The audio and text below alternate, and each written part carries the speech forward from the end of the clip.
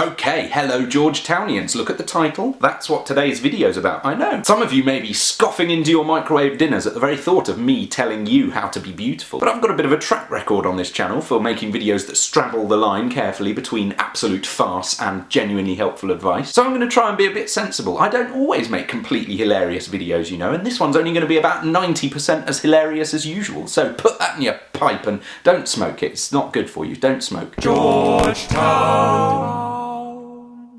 As I see it, how to be beautiful can be split up into two distinct parts. A, physical beauty, and B, other. Let's start with physical beauty, because I think this one's pretty simple. Broadly speaking, I agree with the liberal consensus on this, that there's a wide range of shapes and sizes and looks and styles that can be beautiful. Girls, you don't have to look like Giselle or Kate Moss or Cara Delevingne to be beautiful. Boys, you don't have to look like Benedict Cumberbatch. Although it helps, eh, ladies? Am I right? Am I right? My point is that looking beautiful is about looking the best you can. It's about taking care of yourself and presenting yourself in the best and strongest way possible. It's not about trying to look like someone your grandma would think of as a healthy, happy person. So sure, eat healthily, do some exercise, take care of yourself, your hair, your skin, your clothes, your teeth, wash regularly. But if you want to dye your hair bright purple, go ahead and dye it bright purple. Just take care of yourself by reading the instructions properly. If you want to get a piercing or a tattoo, go ahead and do it, but think about it really carefully, make sure it's what you want. Cultivate a look that suits you and that you feel good about. And then wear it with pride, baby. Go ahead, be bold, be brave, make yourself look $1 billion.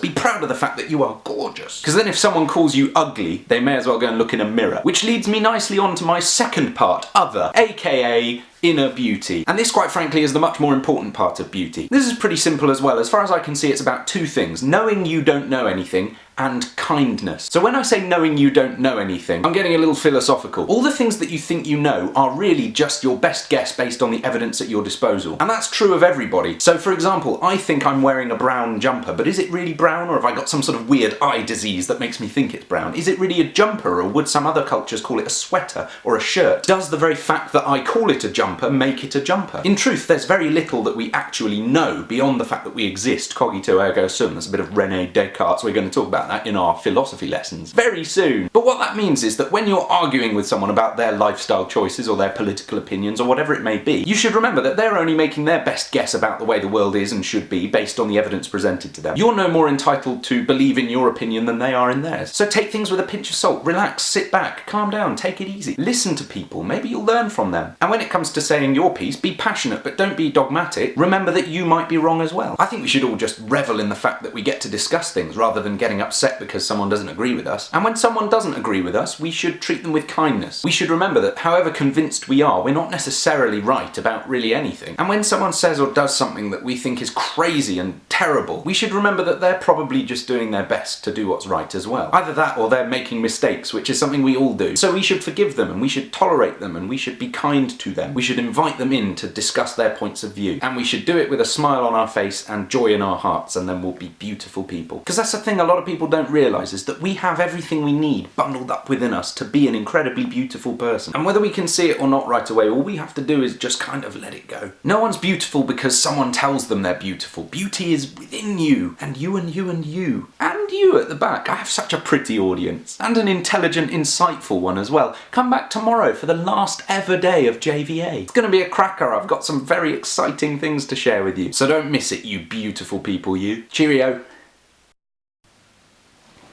I am Georgetown.